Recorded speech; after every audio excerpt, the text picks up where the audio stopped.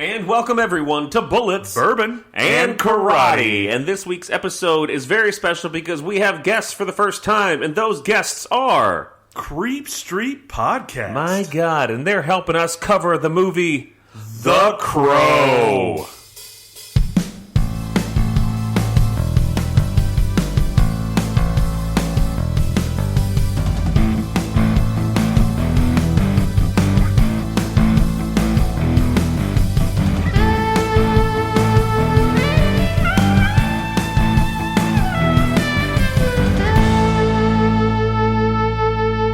Welcome, Creepstreet Podcast. Hey, we're happy to be here, guys. Thank you so much for having us today. Now, we hope that people who are listening to this might know who we are, but let's just introduce everyone. I'm Adam Archer. I'm Mark Hall. I'm Dylan Hackworth. And I'm Maureen Boughey. And we're friends. Yeah. That's right. Good friends. We'll go as far as to say good friends. And Dylan, Marcus, and myself, Adam, have known each other since about 2011 when we were doing improvised action movies together. That's right. And Dylan and Maureen, as if you're a Creepstreet fan know, well, they're married. We're married to each other. Yes, that should be noted. Not to me or Marcus. Right. But to each other. That's right. Right, exactly. And just for maybe the uninitiated, talk a little bit about your podcast. What is it you guys talk about? Well, we're two comedians from Chicago, but we love talking about bad things. And we don't put a limit on what that is. I mean, we talk about hauntings. We talk about UFOs, cults, killers. We love it all. As comedians, we like things that aren't funny in the least. We just have always enjoyed these sort of macabre subjects. And it was kind of like how it was a large part of what brought us together as a couple and everything. And yeah, I remember the first time, like you guys mentioning it to Adam and I, that you guys were starting a podcast. It was specifically going to be on cults exclusively. That's right. Exactly. And then you, when it formed, you branched out into this world of macabre and wonder and spirits and cults as well, but everything like that. Yeah.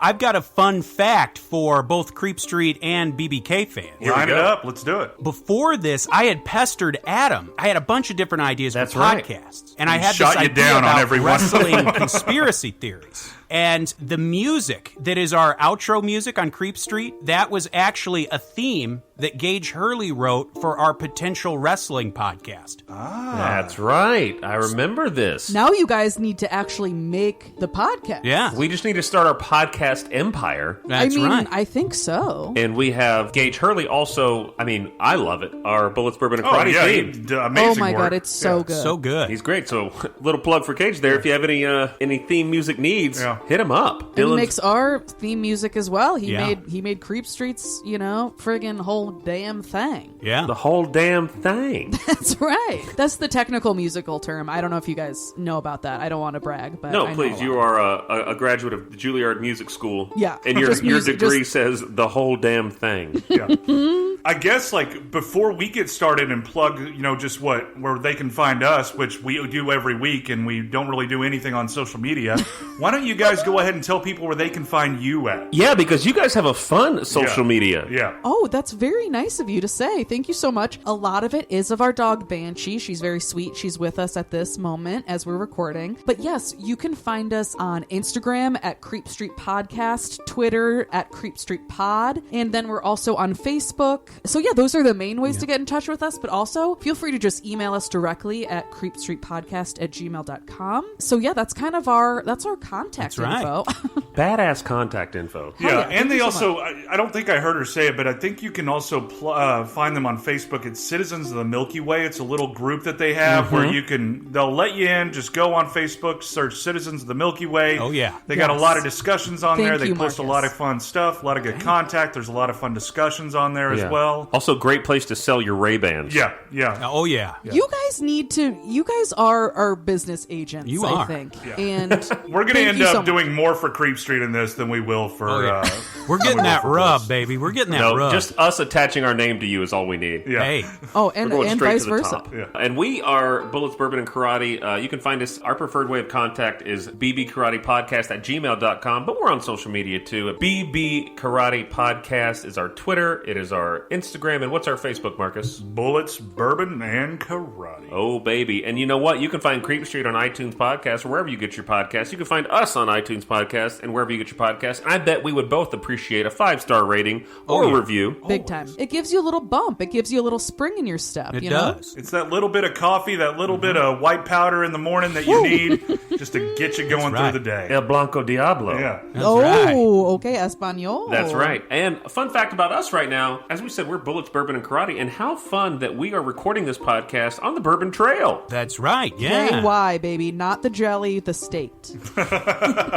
Yeah, we're staying in a lovely farm from Airbnb, and we hit up the Bourbon Trail, and we got some fun drinks, some beautiful scenery, and we're recording this great podcast together. Yes. Absolutely. It's been a great weekend. What an amazing way to just kick off summer. It's been such a blast. It has, and now we got to go back to the Crow setting of Chicago.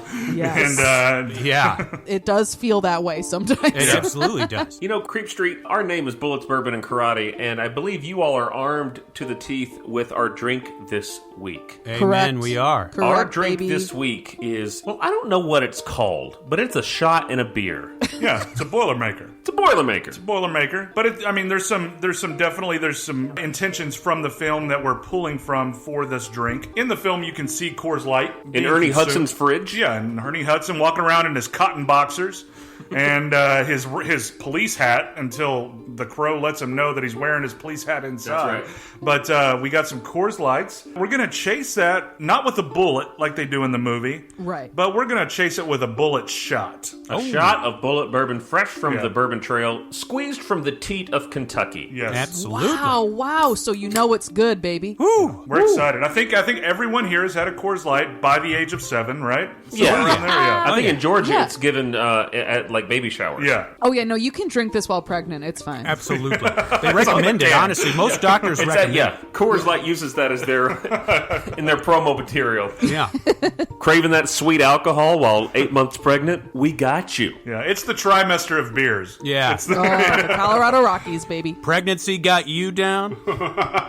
Well, we're here to get you up. So that's what we're drinking. With that in mind, of course, that's in relation to the weird scene that we may hit on where they're all swallowing bullets to show their alphaness. Yeah. Kind of like our early days of doing comedy. Do you guys remember after a show, we would just go and just kind of like just do shots and just swallow live rounds? Yeah, well, yeah, of course.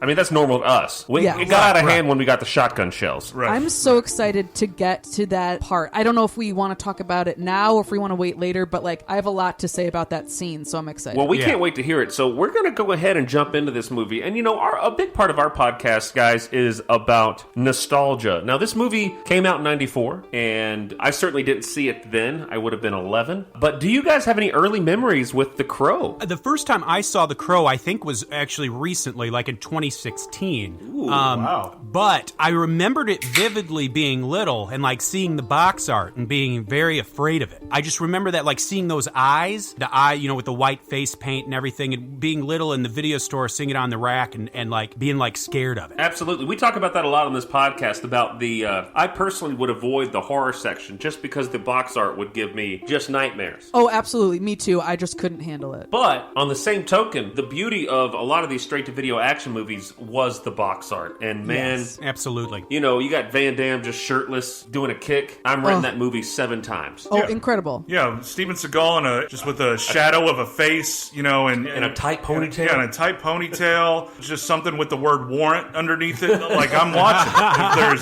Schwarzenegger, you know, just show me a bicep and a face, I'm in on it. You know, that's all I Absolutely. need. And the You just know Crow it's gonna sets be that good. up perfectly with Beautiful the art cover. with the poster. It's and the VHS cover, DVD, everything that it had for it was just an ominous kind of, you don't know what's going on here, but you know shit's going down in Detroit. It's like a more hardcore Tim Burton. Yeah. It truly is. And I remember the first thing, in my opinion, the first thing that really grabs your eye is the way the architecture is depicted. You know, I'm not for sure, but I would say they made like a lot of use of models. They did? Yeah. And what's cool is, while that was a somewhat like, I mean, people still use models, but like in this film, it doesn't look real, but that's in a good way. It Right, gives it, like, it this works, yeah. real it looks like old like German existentialism. It looks like the cabinet of Dr. Caligari. We should make note real quick, Dylan, before you continue. This is the first discussion of German existentialism on this podcast. I was about to say, we have never come close to anything of those Wait, two that's words. so weird. We talk about it all the time. Yeah. Maureen, how about you? Any early encounters with the Crow or stories that are attached with it?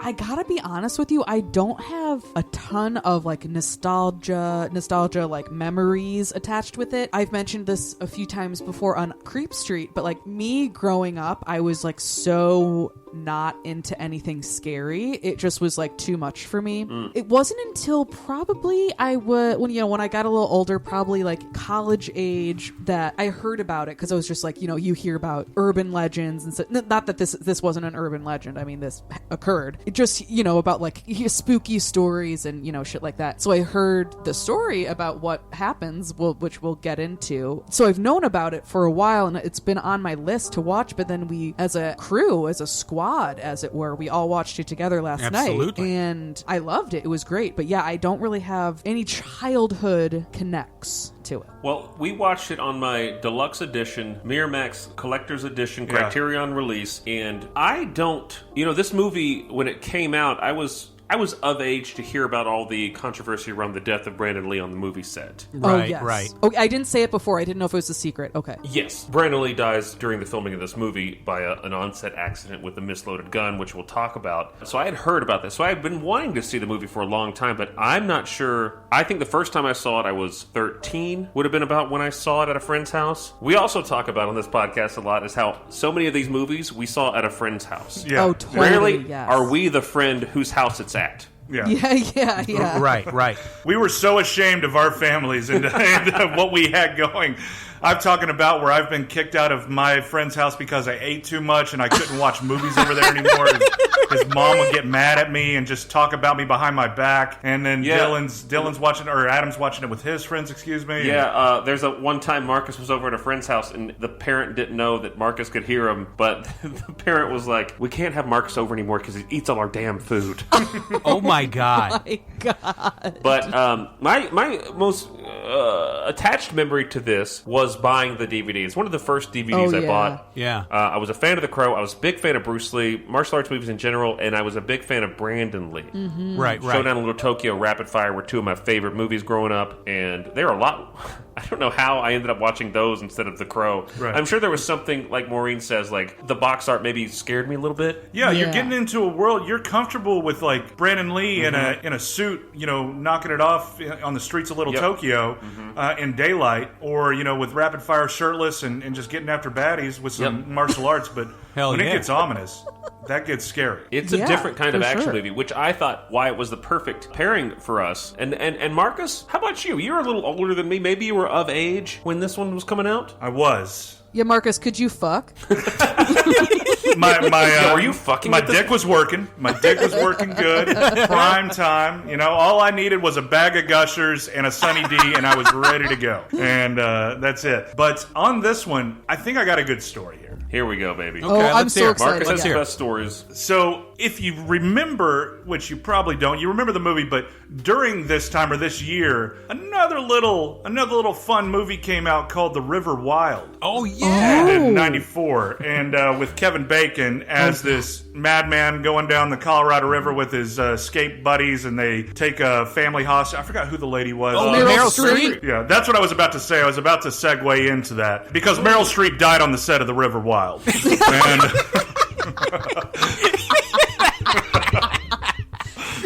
Oh, wow. Fuck, that sucks. Yeah, it's bad. No, so The River Wild came out during this time. Now, so I'm going to go ahead and preface. I did see The Crow in theaters. So I did see it in theaters. And I went with my buddy. I think it was Kenneth at that time, one of my friends, and we went and saw it. We loved it. But it got later into the year, and it was still showing at our Dollar Theater when The River Wild came out. And I think, like, That was, I just looked it up. River Wild came out around September. So this had to have been September in the fall sometime. We went and saw The River Wild, and then we decided to go next door to the Dollar Theater and go see The Crow again. Good choice. This time, we're with a couple of ladies. Here we go. Okay. And so... Get those gushers ready. Yeah. Oh, come on. And so we watch The River Wild, and I think to myself, like, when going into this date, this is a girl I've been on, like, maybe 1 or 2 dates with. She was from another junior high, and she had a brother who I was scared of. His name was Jebbo. Jebbo? And it's not even a real goddamn name. Yeah. And this guy played high school football. You know, we looked up to the guys and stuff like that, and I was just scared shitless of this dude. So we end up